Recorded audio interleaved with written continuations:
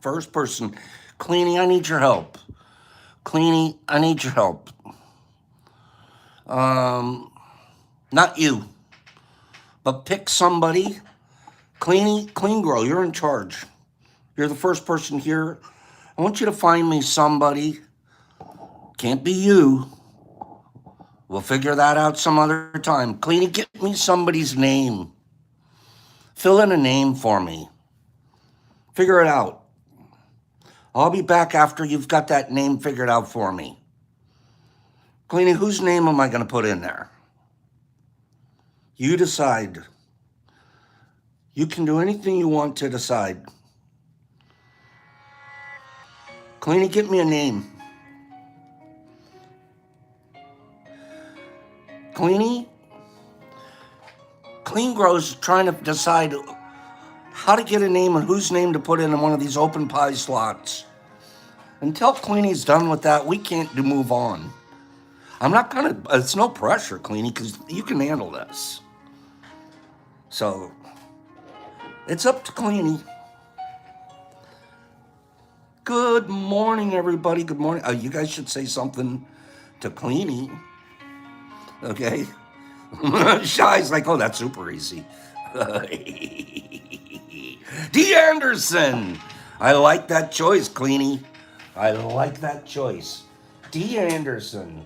Boop. Going up. Derek. A.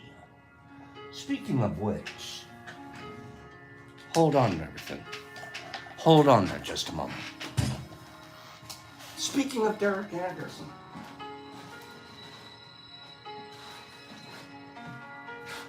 Oh, did you guys plan this, Cleanie? Did you and Derek plan this? Good morning, everybody. Good morning to the crew. Pop's hair's out of control this morning. I don't care. Well, I sort of do. Okay, Cleanie. Yeah, and Derek Anderson. Good morning, everybody. Give me some likes. 37 people here, 19 likes. Kind of an unacceptable number. What do you think? Derek Anderson.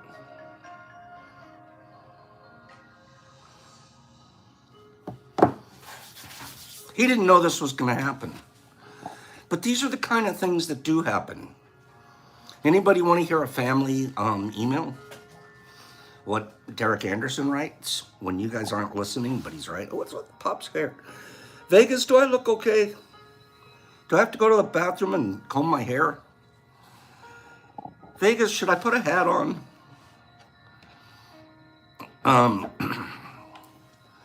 Good morning. Vegas is my fashion designer. She decides. Derek, I'm gonna read it. No hat. Oh, never. Thank you, Mike. You sure? Okay, Vegas. I feel a disaster going on up here somewhere. Okay. I'll move on, but I'm staring at myself going, this is not, no.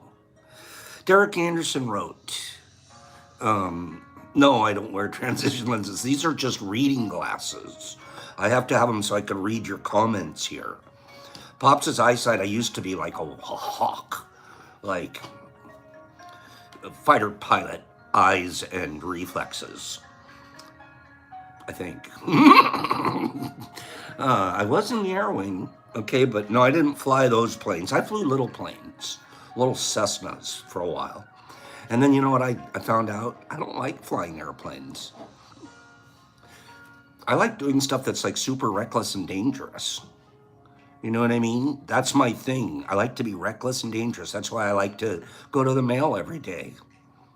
Every day that I go to the mail, I'm taking about 15 felonies a day with me. Reckless, dangerous, okay? Flying is not reckless and dangerous. You have to cross so many T's and dot every I, and you have to go through inspection procedures, and you don't want to drink, and you don't want to do anything and it's one of the safest things you could possibly think of doing. And I'm like, I got into this because I wanted to be like Super Flyboy, not parking lot Pete. Like, oh my God, we have to do everything perfect. I don't care. Okay.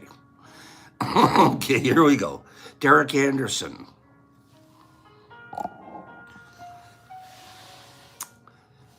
So, Derek had sent me some time ago. He had sent us a donation. Derek does that. You guys don't remember back in the early 80s, the Pops was flying over the border of Mexico in little airplanes. What was in Pop's loads? Did Pops ever have to ditch a plane that was on fire in the Mojave Desert? Have you guys read that chapter?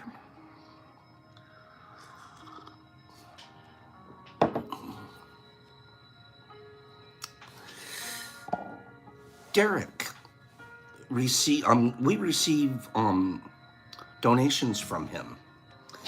Once in a while, I'm like, you know what? I should donate back. I should donate back to Derek. So I sent him a box. He wrote back to me yesterday. Hello, I hope you're having a great day. I got a box in the mail. I am really grateful. That is a whole bunch of beautiful. Thank you.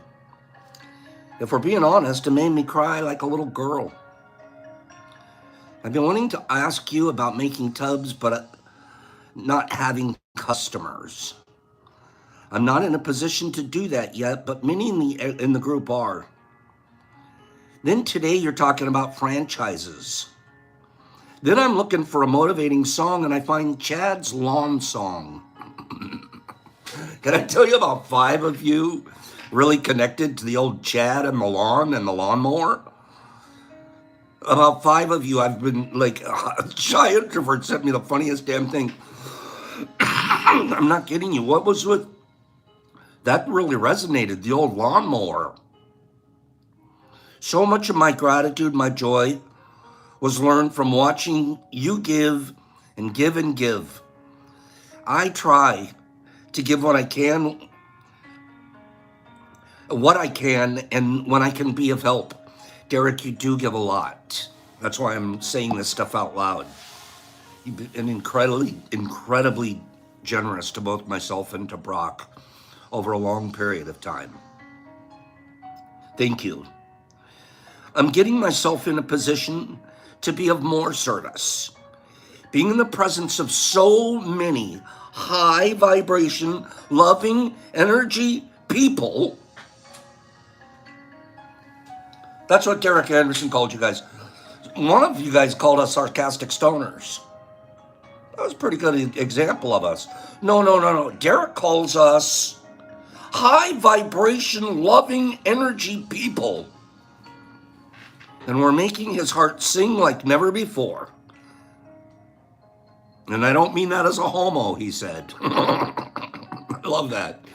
Back in the 80s, we used to call each other homo, and you didn't get in trouble. Now, shut up, you homo. Nowadays, you call somebody a homo, they're going to turn off your YouTube channel. Okay? Back in the day, we'd say it to our best friend. Get out of here, you homo. Now, you wouldn't call him the F word. But homo? That was like saying dude. I was like, hey, dude. Instead, it was like, hey, homo. Okay? Some of you remember that. Hags, do you remember that? It was okay to call your buddy a homo? You weren't, but you'd call each other that. Okay? You used it like as a greeting in the 80s. Yep, we used it all the time, Hags. I was cracking up about that. You guys got to remember that. Like somewhere along the line, somewhere maybe 2002, 2008, I don't know what the year was, they went snap, you can't do that anymore. Okay. But up until then, you're at a barbecue. You're in the middle of something. You give them an elbow. You call them a homo. It was like it was okay. So Derek Anderson says, I'm not trying to be a homo.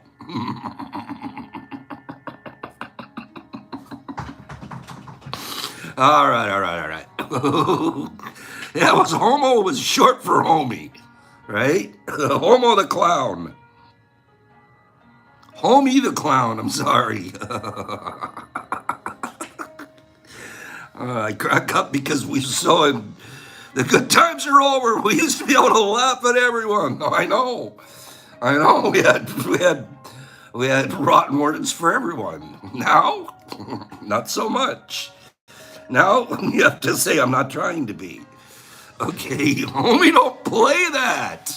God, that was one of the best things ever. That and my personal favorite, Mr. Bill. Oh no, Mr. Bill. Mr. Bill. Oh God. Oh no. And then one more. One more. What was this? Oh, Jim Carrey. When Jim Carrey, what was Fireman Bill? Was it Fireman Bob? Who was it? That's right. That's right. Catches everything on fire. Fire Marshal Bill.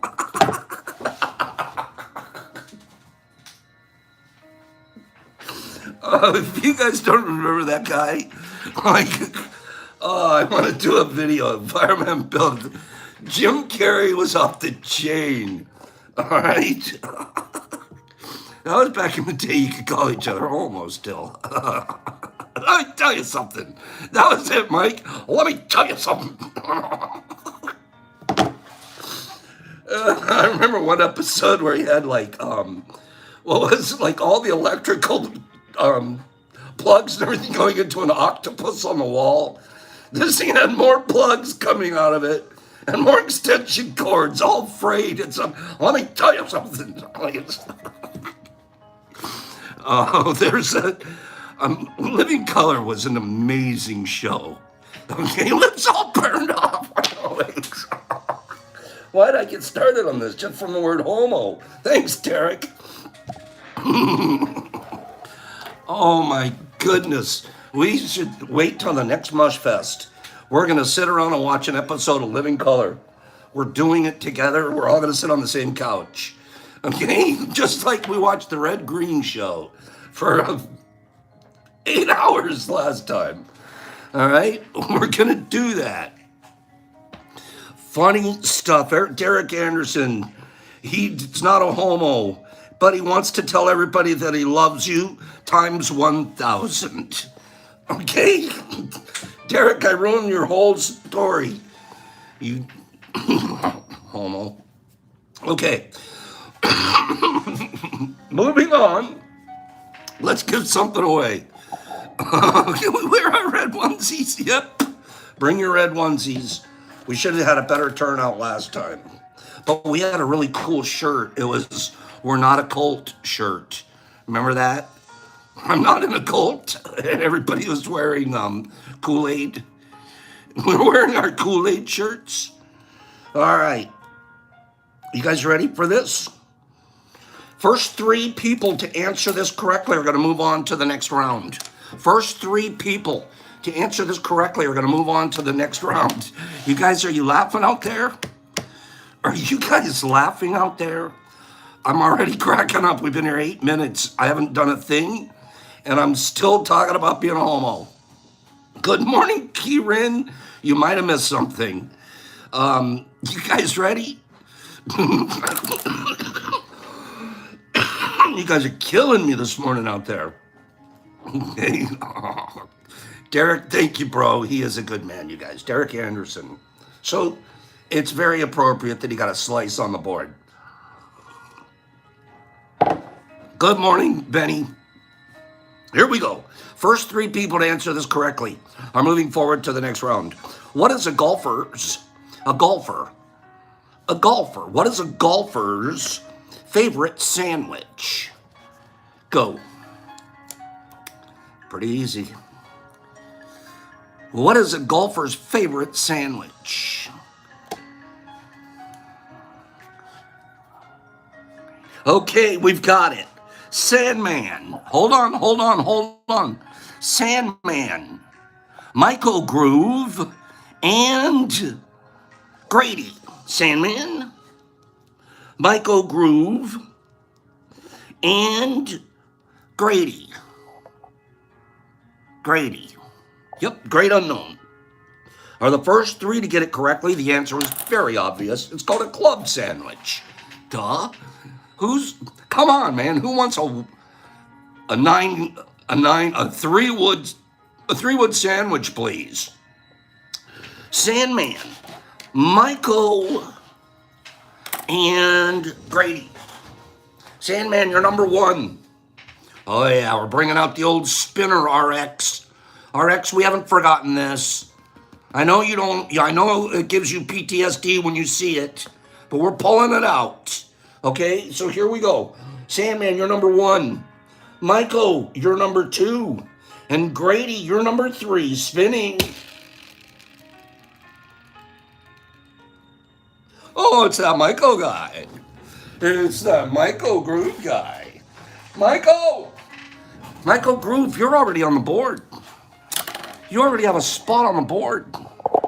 You know that. You're already up here. What are we going to do about that? It's time to give away your spot, bro. You're going to have to give away a space. Michael Groove's going to enjoy giving, just like we all do here. Michael's a big winner. He's going to give that spot away. Michael, by the end of the show, you're going to tell me who you popping in over there. Okay, he's giving it to my man Clean. He's giving it to Cleany. Cleany it is. He already did it. That's pretty fast. I like it that way. Clean Grow. We have Cleany is on the board. Cleany. Guess what? I'm going to give you a choice. Cleany. Wait a minute. Before I put your name in that slice, I can offer you what's behind door number one, door number two, or door number three. Or we put you on the slice. Which do you want? Door number one, door number two, door number three, or a spin to win spot for Friday? Oh, look at that, Michael. Look what you just gave away. Good for you. Cleany, what do you want to do? Cleany, what do you want to do? You're going to go for the board, you're going to go for a door. Cleany's going straight spin, Pops. Spin me to win me. Boop. Clean Grow.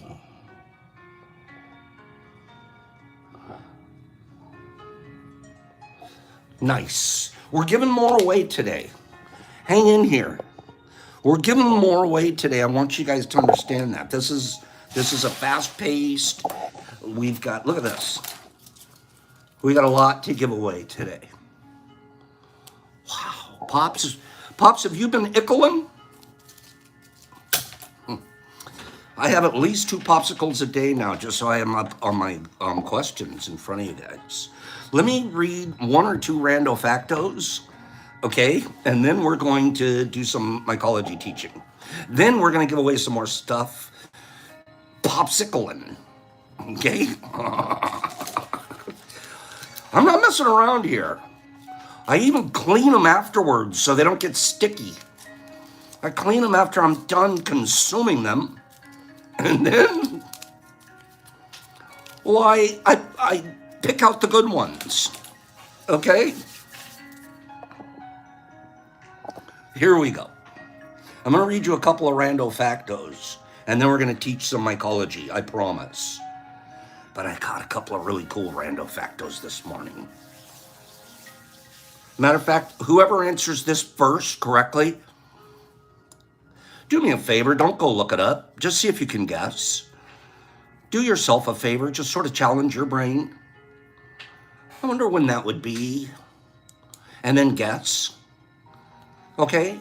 Put your thinker cap on and go, based off of my knowledge, this should be the answer. And you don't have to go Google it.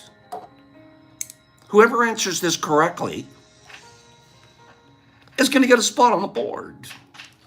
Or they can visit door number 1, 2, or 3. So here we go.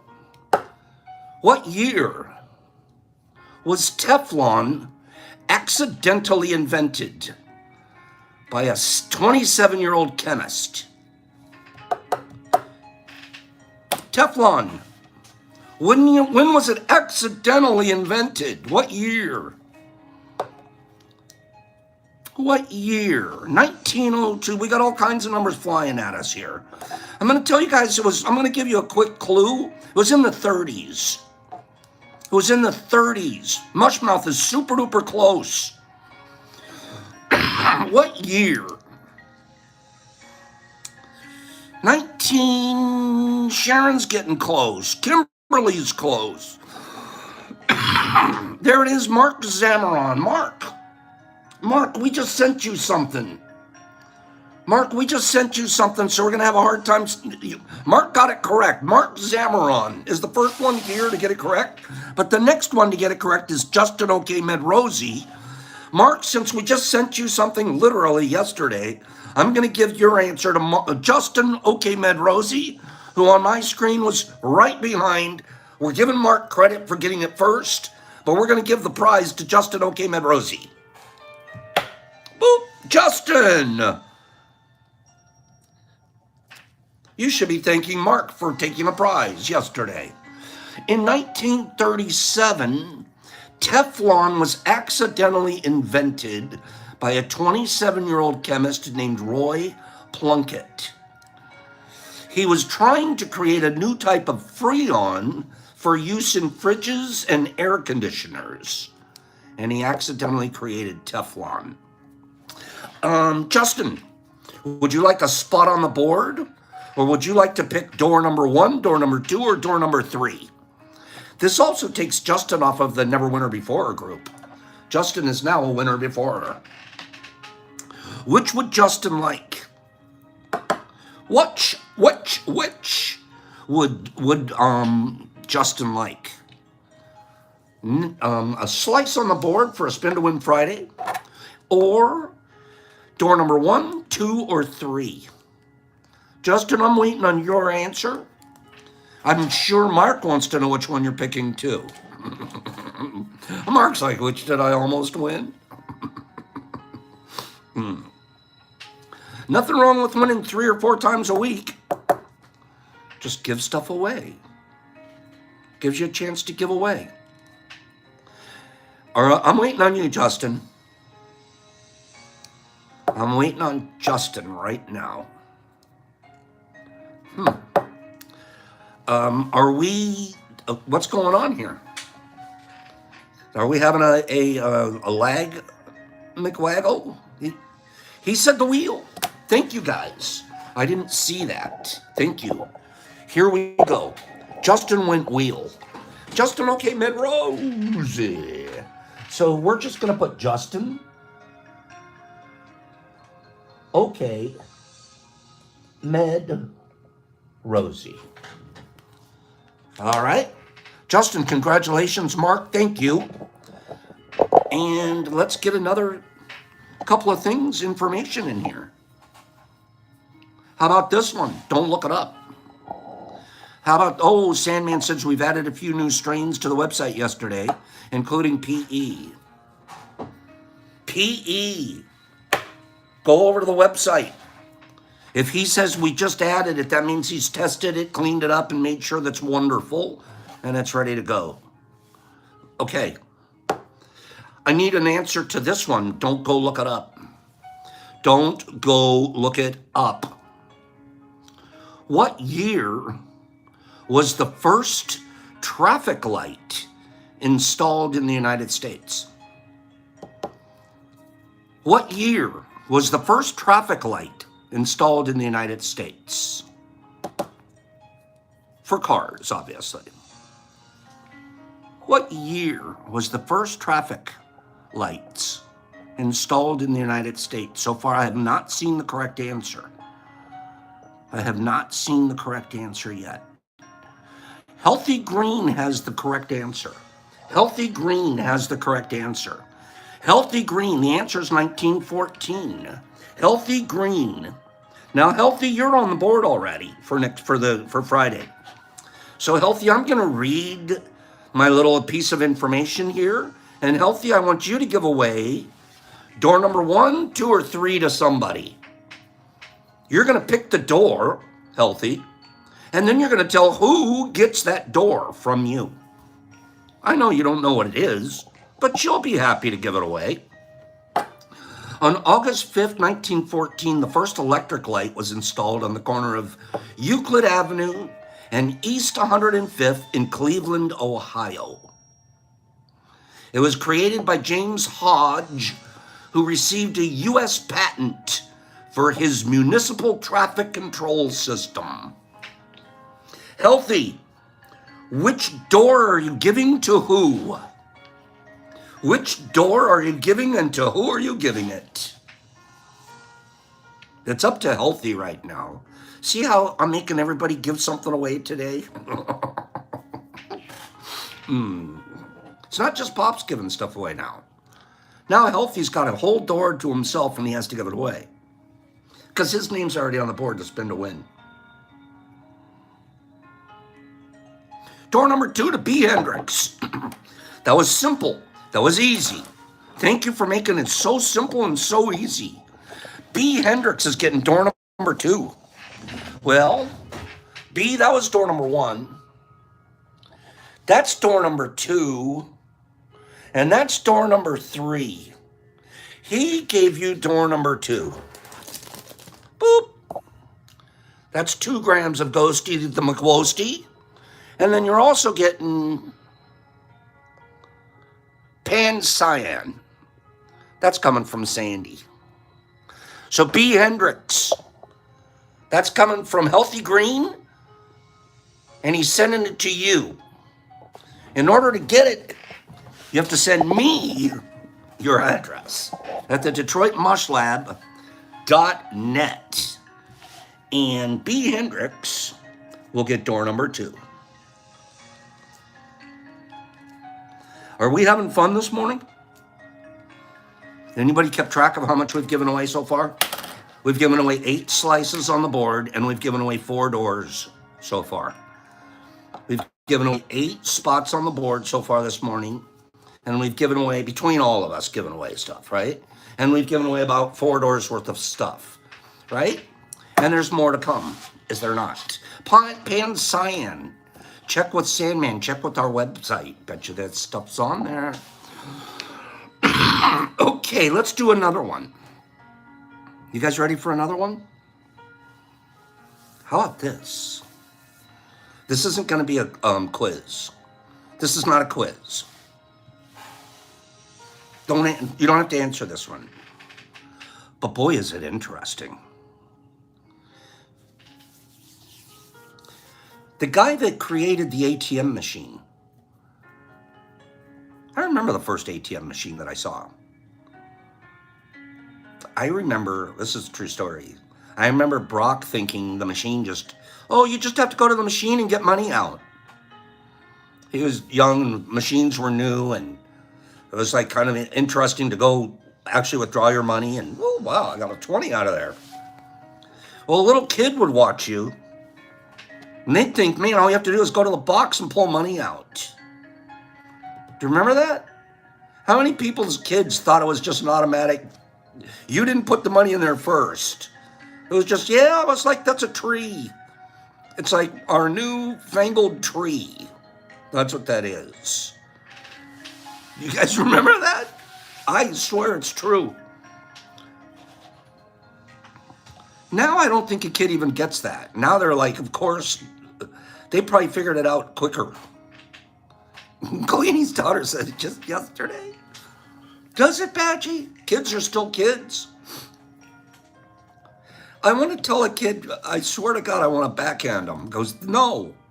Do you know how much it took to put something in there? And then they're keeping some of it just because I put it in there? And then if I take some out, they keep some? No. This isn't free.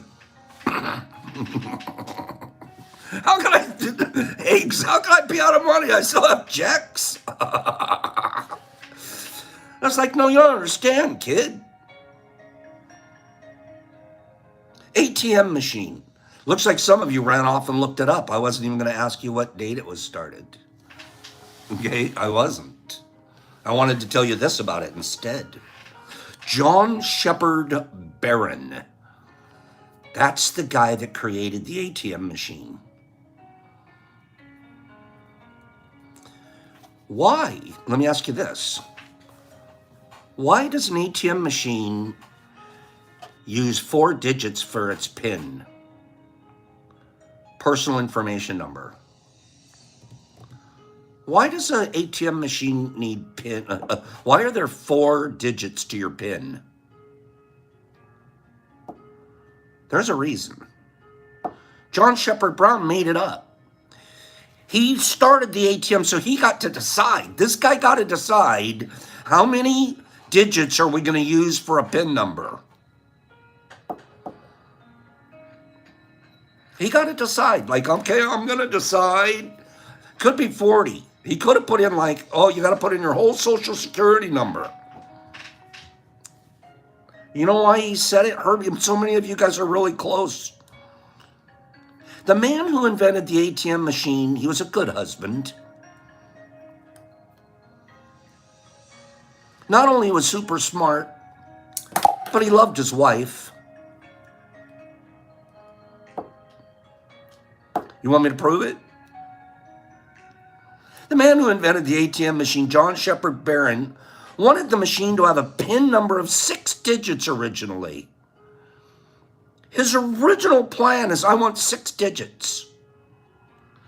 Since his wife could only remember 4 numbers at a time, that became the norm. Aww.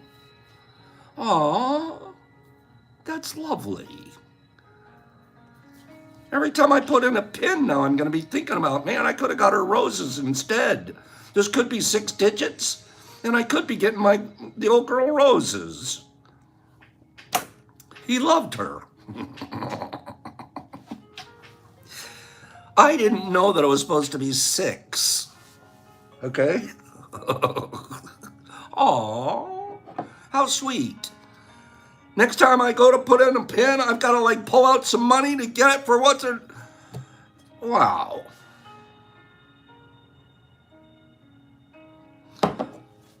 Is there such thing? Is there such a thing as transparent wood? Wood. Transparent wood.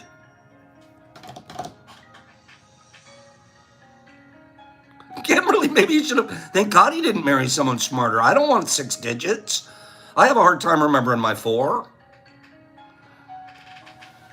Transparent wood has been developed by scientists in Sweden.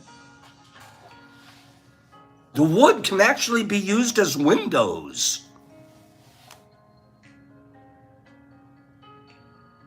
What? Wood window.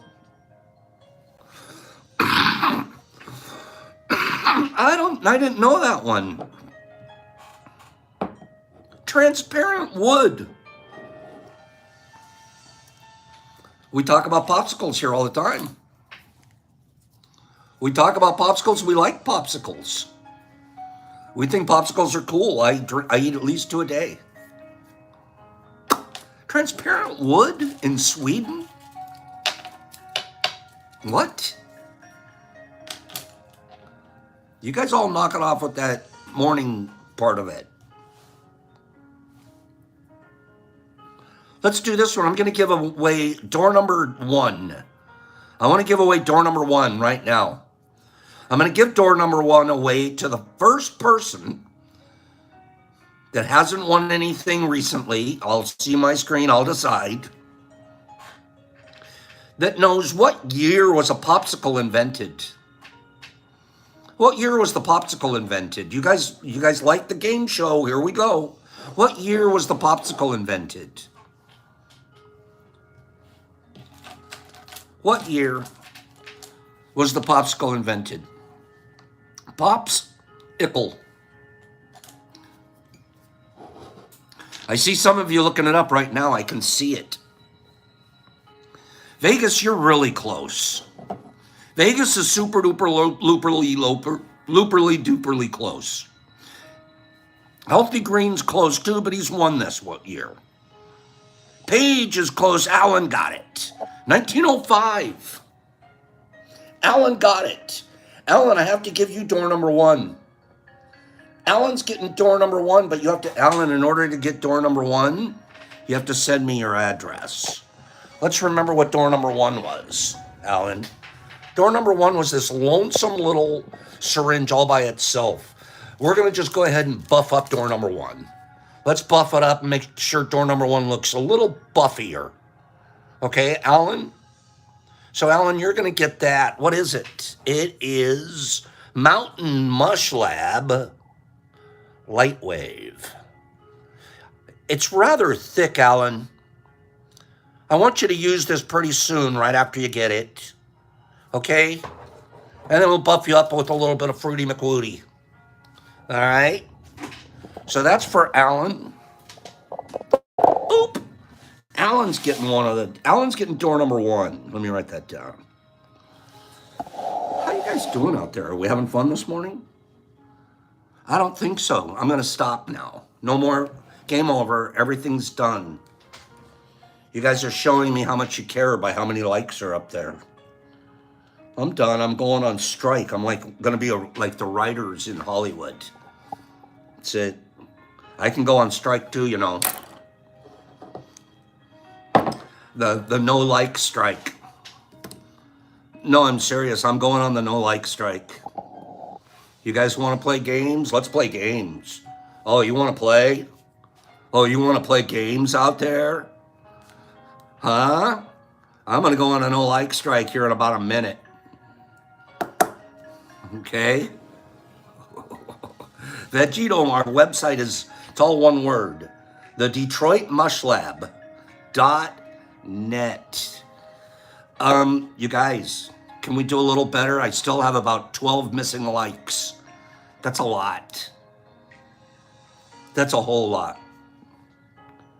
The popsicle was invented. Okay, I'm back. All right, I won't go on strike, but I think you guys can do better than that. I really do think you could do better. We owe it to ourselves to do better. The popsicle was invented by accident by an 11-year-old boy. What the hell? What's an 11-year-old doing accidentally making popsicles? It was invented by an 11-year-old Frank Epperson. Frank Epperson from the San Francisco Bay Area in 1905. He left his sugary soda powder that he mixed with water outside overnight. And the next morning, it was frozen. He originally named it the Epsicle. Epperson. I made an Epsicle. Here we go. The name was eventually changed to a popsicle. Appropriately so. 1905, this kid accidentally left it outside and turned himself into a little entrepreneur for life. That's pretty cool. Let's get to work. I keep talking about working and we don't work. Let's get to work. Okay? That was some rando factos for today. Along with some reminiscings about In Living Color. We talked last week before Pops got sick and wasn't here for a month. We talked about syringes. We talked about the 10 steps that we go through to starting from scratch, never having done anything, planning, ordering our supplies, and then as our supplies come, we can start our stages of what we do next. And remember that we ordered our syringe of liquid culture spores.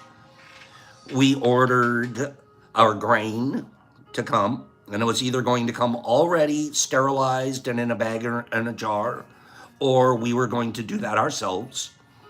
And then we ordered our substrate material. And we were going to get that already mixed up and pasteurized, or we were going to get the ingredients for that and prepare it ourselves. Okay? So now we're sitting here waiting for our liquid culture to come. Probably the easiest thing for us to find if we didn't order it and we're going to make it ourselves. The easiest thing my experience has been to find has been the grains. Whatever grain we're going to use to inoculate, to knock up with our liquid culture. It's super easy to find. We use about 4 basic types, and we've sort of narrowed it down to one's our best performer. Okay? Why is it so easy to find? You could literally go down to 7-Eleven or a liquor, or, the grocery store and buy bags of popcorn, pre-packed, pre-popped corn grains. Say you're completely out and you're desperado. You're 5 minutes away from going down to the grocery store, liquor store often, and getting a bag of popcorn, bringing that home, and you already have all the grain you're gonna need. Popcorn is incredibly easily available. It's one of the grains we use. It takes the most preparation of the 4 grains that we talk about. So we don't use it as often here, but I certainly did when I was first starting out because of its ease of availability. A few grains that we recommend are rye berry. Rye berry is a small little berry, looks like this. We have corn. We have rye berry. Rye berry is used quite a lot. It's very attractive to mycelium, and it's really super easy to prepare. We'll also use whole wheat, which is really the whole oats here, and then millet. Okay? How easy is any of these to get? It's super easy. Most of us live somewhere close to a, what do they call it? Tractor supplies? Tractor supply. I never knew of this one before until a friend told me a year and a half or so ago. I was always ordering my big 25, 50-pound bags to come in the mail. UPS would mail them. About a 10-mile drive from here is Tractor Supply.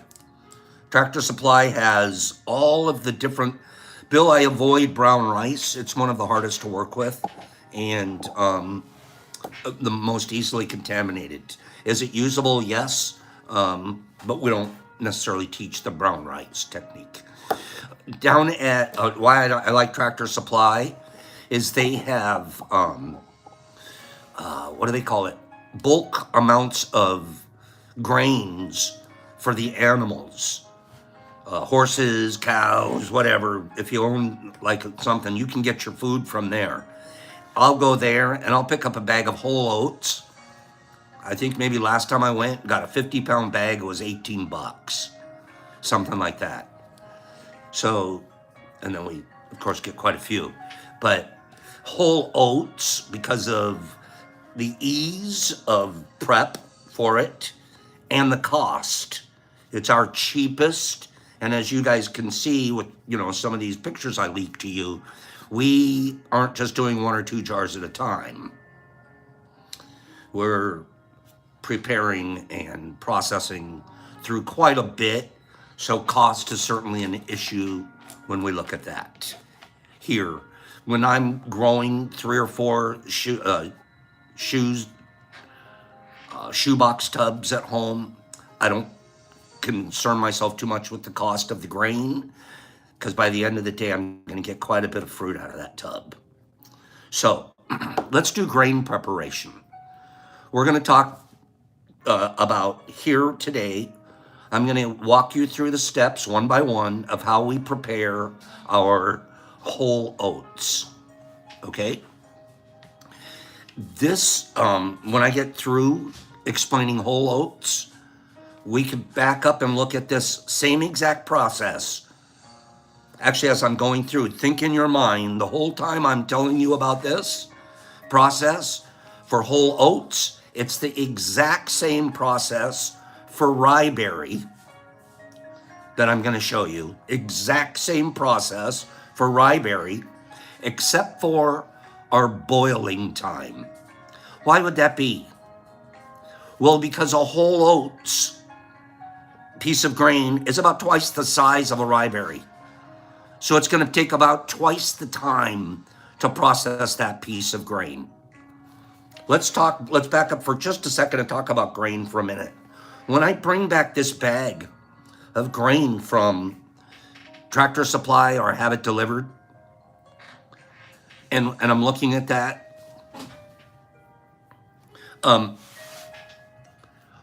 why isn't, when I open up the bag, why isn't it already myceliating?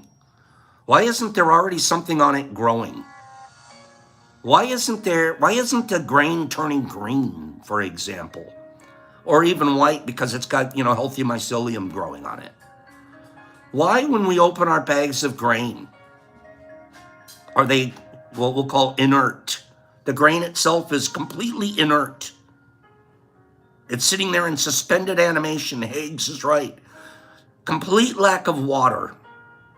Justin's got it. What the processor did, the mill, the factory, they removed all of the moisture completely from our grain. They have to do a pretty good job of it. Could you imagine if they were packing up 25-pound bags of this at a time, sending to us, and we open it up and it's moist and it's turning green? So they dry the heck out of it. That's what they have to do. Many creatures, our animals, they'll love it that way. They don't have to add water because they'll go drink a glass of water or a trough of water, and they're adding their own water to the seed and they're processing. So at the end of the day, what we know, when we're receiving our grain from our processor, it's dry as can possibly be. Thank goodness. However, our job now as a mycologist is to add water to that grain in an amount that will support mycelium fungi growth, but not saturate it, not overdo it. And it's really easy to overcook our stuff and then wonder why, A, it's either not going to grow, or B, it's turning green. So our key as mycologists, home mycologists, are to hit that sweet, soft point where we know our grain is no longer completely dry, but it's also not really wet at all. So we have to hydrate our seed. And the way we do that, we boil the water into that seed. There's a reason that we boil it in instead of just soak it in. If we just hydrated it by soaking, what will happen is inert on the outside of that seed, or is what just sitting there in completely, you have to have a microscope to see them. Hanging around on the outside of that seed husk is an endospores. It's a bacteria. It's a bacteria that it's sitting there pissed off. It's hanging out on the outside of that dry seed, dry grain, and it's bummed because it's not wet enough for it to attack it. It needs it to be just a little hydrated, and then that endospore can turn into a bacteria and start really contaminating it. And that's what it can't wait to do. So those endospores are on everything, all of our grain. Back in the day, 15, 20 years ago in mycology, we used to do this automatically. You would soak your grain. Why, Pops? We are deliberately, this is what mycologists thought, we're going to deliberately cultivate endospores on our grain. We're going to get those endospores that were sitting outside dry and parched. We're going to feed them and we're going to get them to activate. And now, I'll give you an example. If you soak your corn, 24 hours after you've soaked your corn, go lift your corn up and you look at it. Your water is bubbling. It's got a little boiling look to it. That's your endospores. Your endospores are going, oh, we got dinner. We made ourselves an endospore soup. And that's without even adding sugar or anything else. It starts sporating and activating. So we used to, as mycologists, soak everything and on purpose develop endospores on our grain that then we would go and PC pressure cook off by sterilizing them. There's only one grain I currently recommend that you have to do that to, out of the 4 we've talked about. Corn. We still will soak our corn. We'll soak our corn here for about 12 hours, and it's not to activate endospores. We found out that you really don't have to do any of this, activate an endospore to then turn around and kill it. That's old science or bro science. The reason that we'll soak anything, and it's only corn, is because it is an extremely hard kernel. So we're trying to get it to loosen up a little bit so the boiling process isn't as hard. Endospores. I want to talk to you about that for one more minute. So the reality is you don't have to create an endospore by pre-soaking and then kill it during sterilizing. All right? Listen.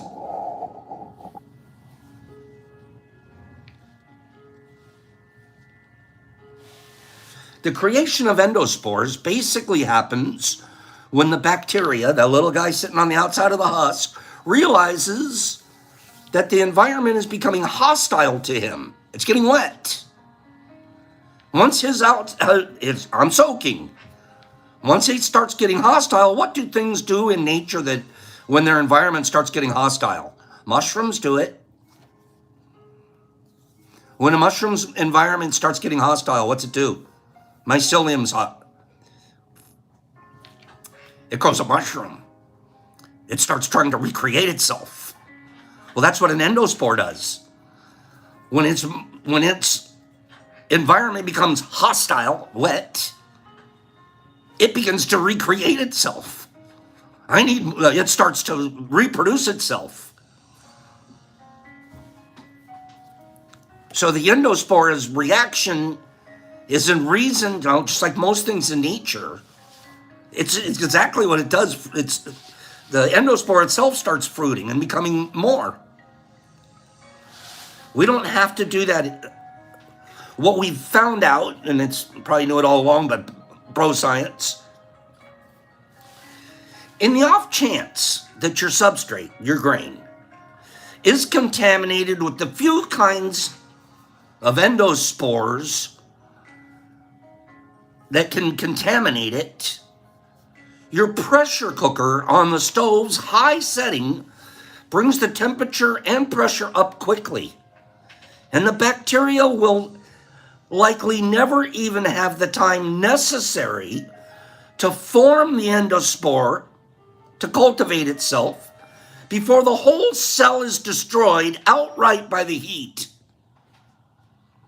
If we take it straight from boiling to the pressure cooker, dried out, don't allow it to have a chance to really sporate endospores.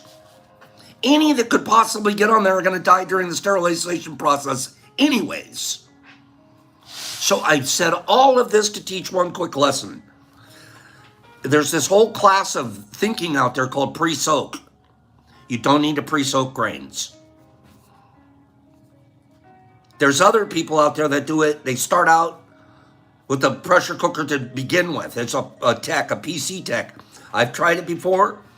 It isn't as effective as what I'm going to tell you. And this is the simplest method you could ever imagine in your life. You have whole oats. You start out with a bag of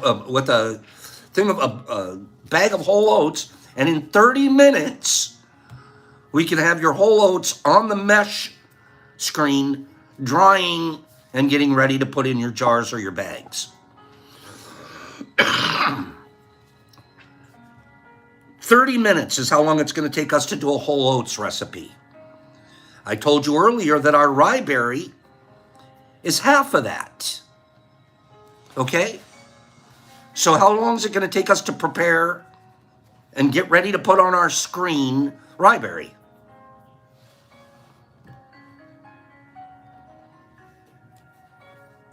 Sharon's got it. 15 minutes. Okay? Many types of grain are good to use. When preparing your grain for sterilization and jarring, the goal is to hydrate. I'm kind of repeating myself. Add water. But the goal also is to make sure the grain is not too soft. It should be cooked so that there is no hard center, but it isn't overcooked. You'll know immediately when you see something that's overcooked. It starts to blow up. Whole oats specifically, if you're using a whole oats, it gets a little white tail, almost like a sprout, almost like a little bean sprout coming out of the end of the grain. You cooked it too long. That's just a touch too long. We can save that grain, but we don't want that.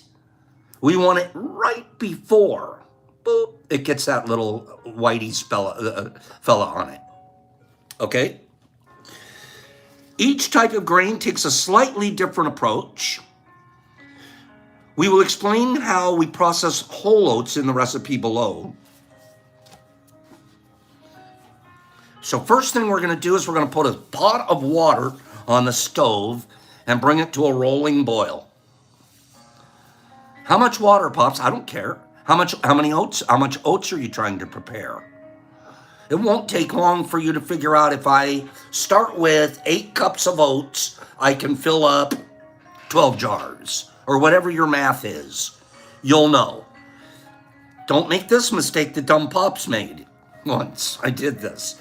I'm trying to figure out how much grain to start with, so I filled up as many jars as I needed, right? I take my whole oats and I go, okay, so this much whole oats will fill up 8 jars. And I go and I boil my 8 jars worth of whole oats. And funny thing is, it filled up 12 jars. Duh. When it starts out dry, it's smaller. As it gets wet, it expands. Our experience is it's about 30%, 40%. Okay? So you can't figure it out with your dry weight first. You'll know after doing it once or twice. Just do some math. Go, I'm going to start with X amount of cups, and I'm going to see after I prepare that, how many jars does that fill? And then you can work from there. Okay? So you put a pot of water on the stove, and the amount of water that you're going to put is just enough to cover the amount of oats that you're going to put in. You don't need a whole lot of extra water. The extra water just means it's going to take a little longer to keep the boil going. But our water is boiling. Now take the amount of oats that you want, put them into the water, making sure that all of the oats are covered by the water. At this point, turn your burner either all the way off or down to low. So for the next 30 minutes, you're not boiling with the oats in there. Now you're on simmer. You've gone from boil to simmer with the stuff sitting in there. Set your timer for exactly 30 minutes and let the oats steep in the boiled water. Now, here's what I do here nowadays. Before I put the oats in the pan, we have a brew bag. we've taken it's a netted mesh screen bag, and I'll put the brew bag in the water, let it all boil together. Then when I pour my oats in, and then when I'm ready to take my oats out, all I have to do is lift the bag out. And now it's draining. And I'll take that bag, hang it outside for a while till a lot of water drips out. Then we'll take the bag and spread it out on a mesh screen. So a brew bag, and they're reusable. A brew bag is like huge.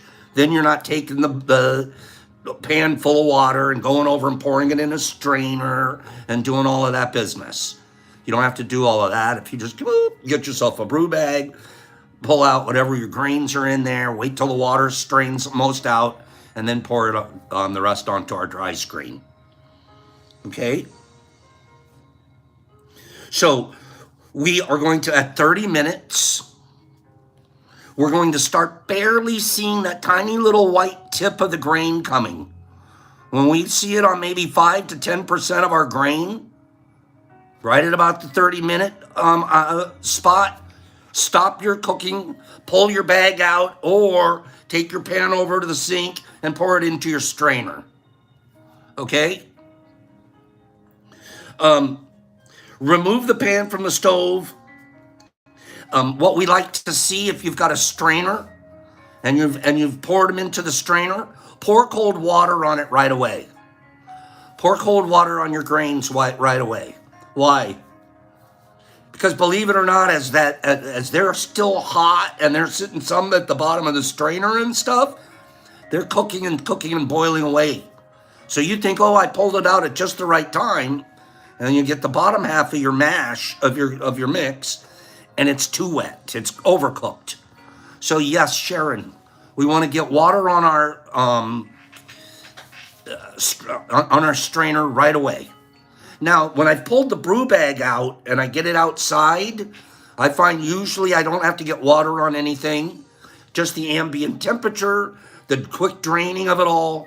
I'm pretty good on a brew bag, not having to cold shock the grain. Okay? Now, we're going to allow our oats to cool. Okay? Either in the bag or in the strainer. They're going to cool to a certain degree. You're going to get most of the water off. And then you're going to go to your screen or your mesh or wherever you're going to do the dry. We like to use a screen, and we also use air involved in our drying. We'll always have some kind of a fan going. And we have found these mesh screens from Amazon that are really dry, clothes drying screens. You're supposed to like put a sweater on it or something like that. And they stack up. You could use anything. You could use a screen from an old window.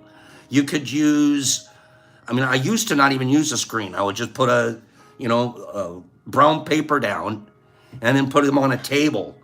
But your grains don't dry equally or evenly very well if you just put them on a flat surface. You really want to do yourself right. Get some kind of a screen, and that way the air circulates underneath and around that grain as it's drying. So you know you have evenly distributed dryness on your grains. Okay?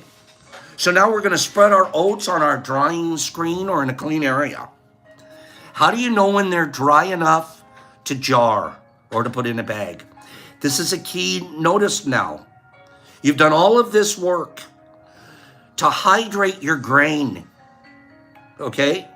We've done all of this work, put in all this effort to hydrate our grain. Here's where you can lose it.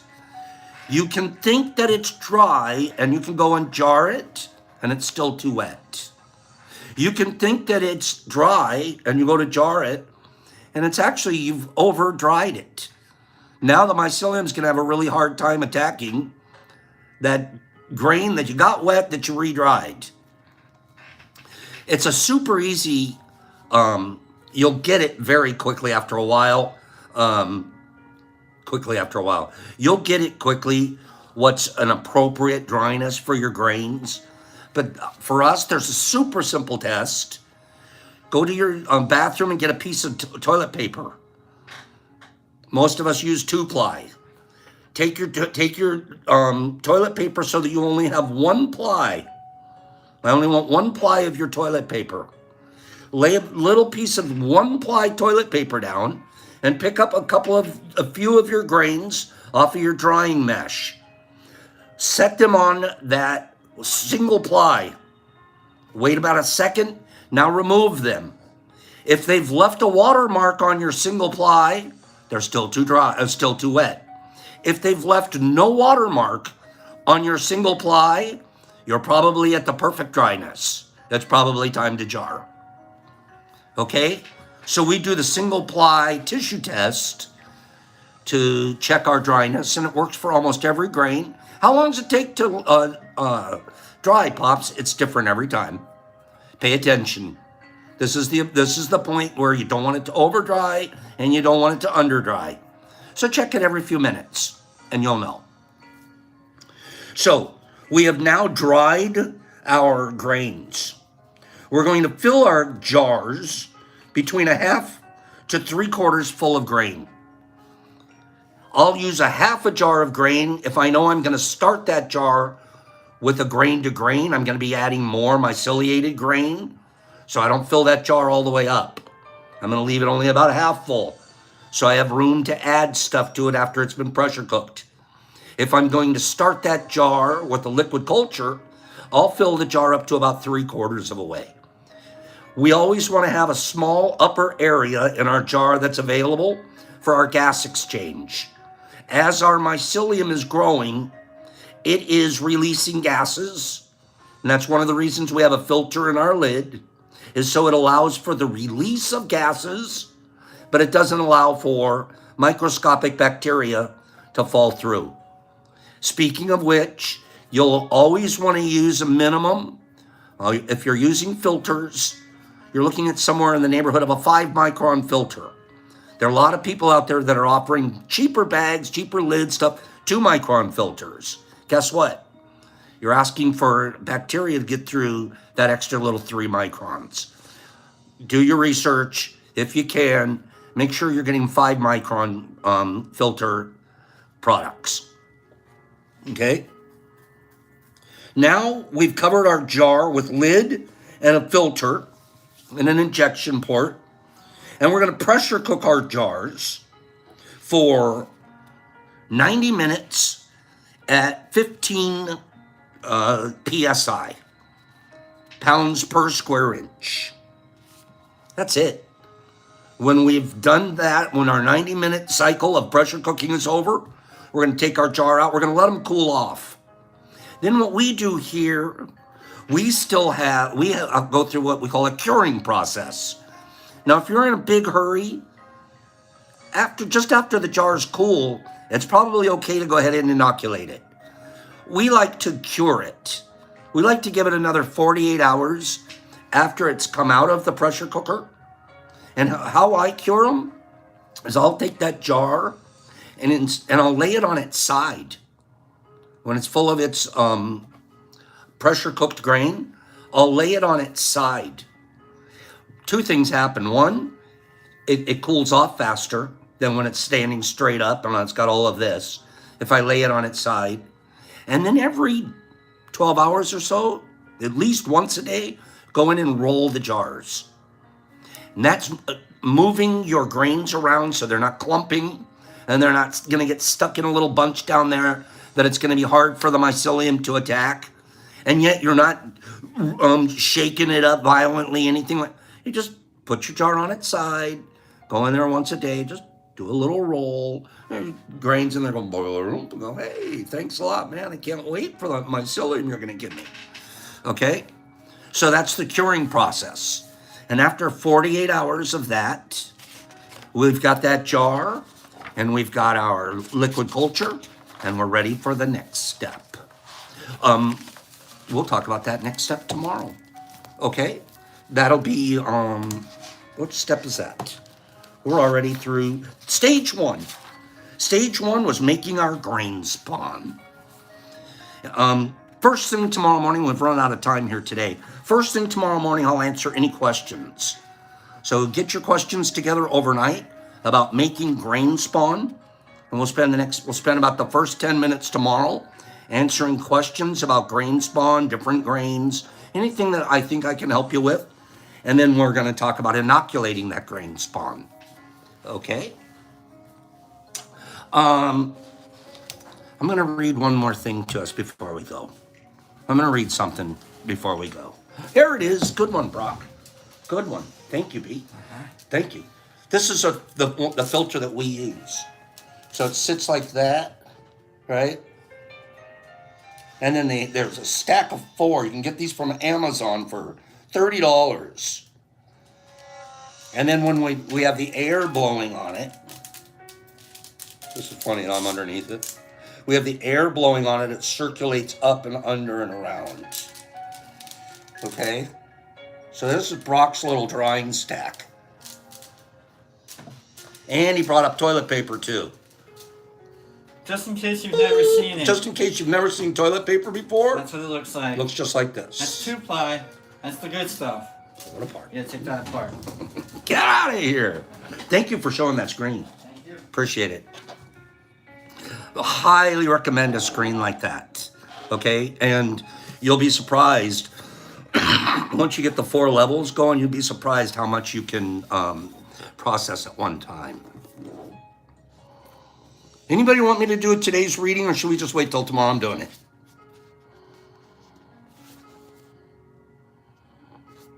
I'll wait till tomorrow.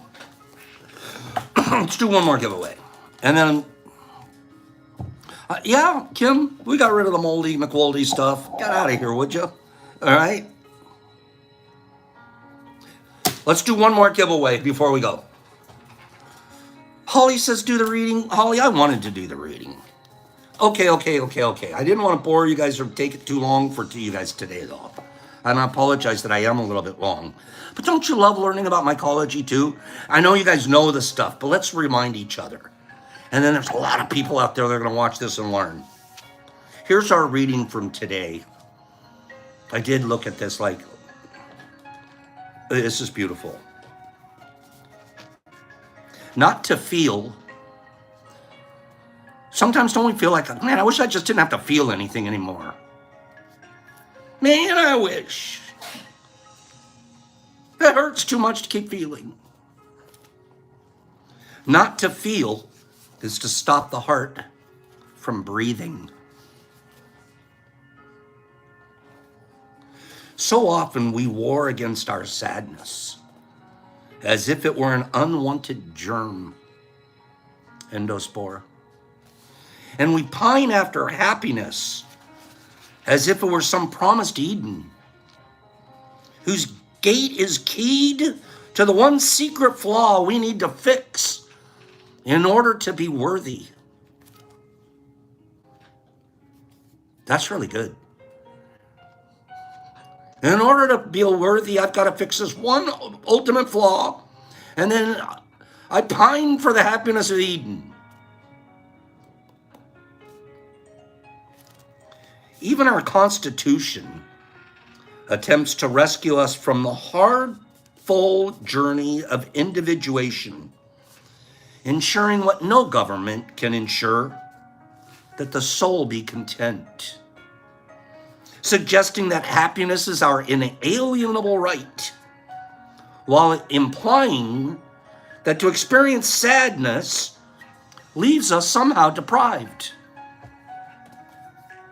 That is a program we've been given. We have an inalienable right to happiness. And if I'm sad, there's something broken about me. It's a flaw.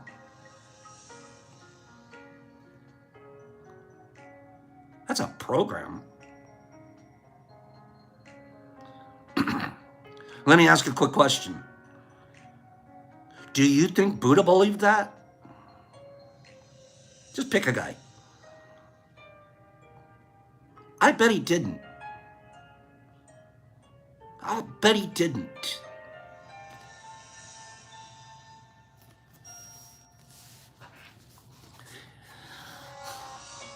It is no mistake that to suffer means to feel deeply. For to feel deeply and precisely with full awareness is what opens us to joy and sorrow. You can't feel deeply, wouldn't even know the difference if you didn't know them both. It is this capacity to feel deeply that reveals the meaning in our experiences. This is beautiful. Listen to nature right now. If you are thirsty, you can't dip your face to the stream and say, I'll only drink the hydrogen and not the oxygen.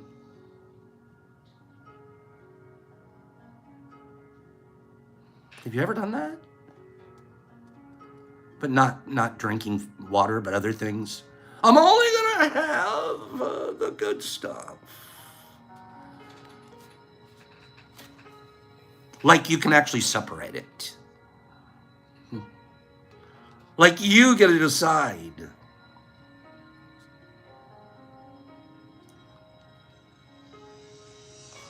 If you remove one from the other, the water can't remain water. The life of feeling is no different. We cannot drink only of happiness or sorrow and have life remain life. Man, this is good. We already know it, but you can't have one without the other. The truth is that as the lungs make use of the air we breathe, the heart makes use of the things we experience. Therefore, to be alive is to feel. That's your inalienable right.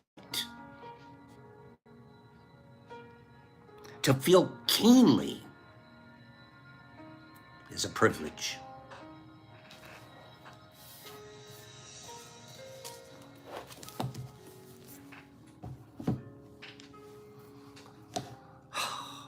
Feels good not reading out.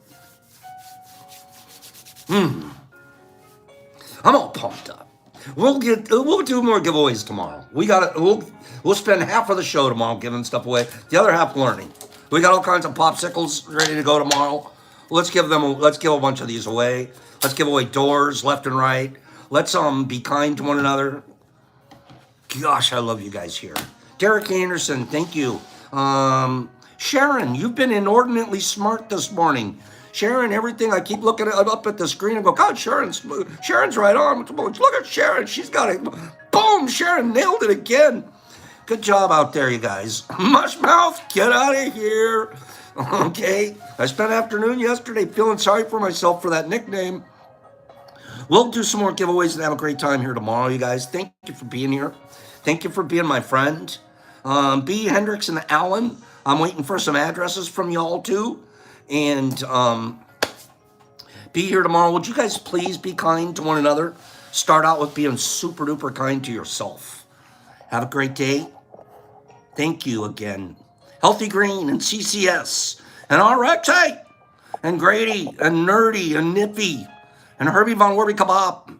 Yeah, Sparky's been on point. And Kimberly, love you too, girl. And Hags, snap at ya. And Jolie, there's my girl. And Daniel C. and Holly M. and Cleany.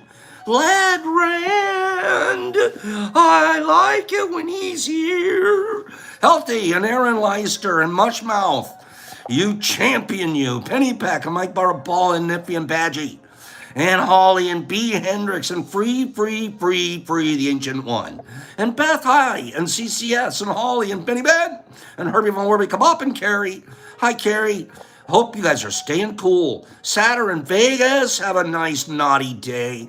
Jesus and Nerdy and Justin OK Man Rose and Douglas Edwards and Daniel and Sharon and Pennyback and Mike Buddy Ball, Holly and Dee and Skippy and CCSE and Dan and Holly and Mike and Jesus Christ in Australia and Flying Wing and Pidgey Page and Free and Billy T, Bill D, my man, and the Waz and Sharon and Alan and Mike Butterball and Pops, peace, love each other all.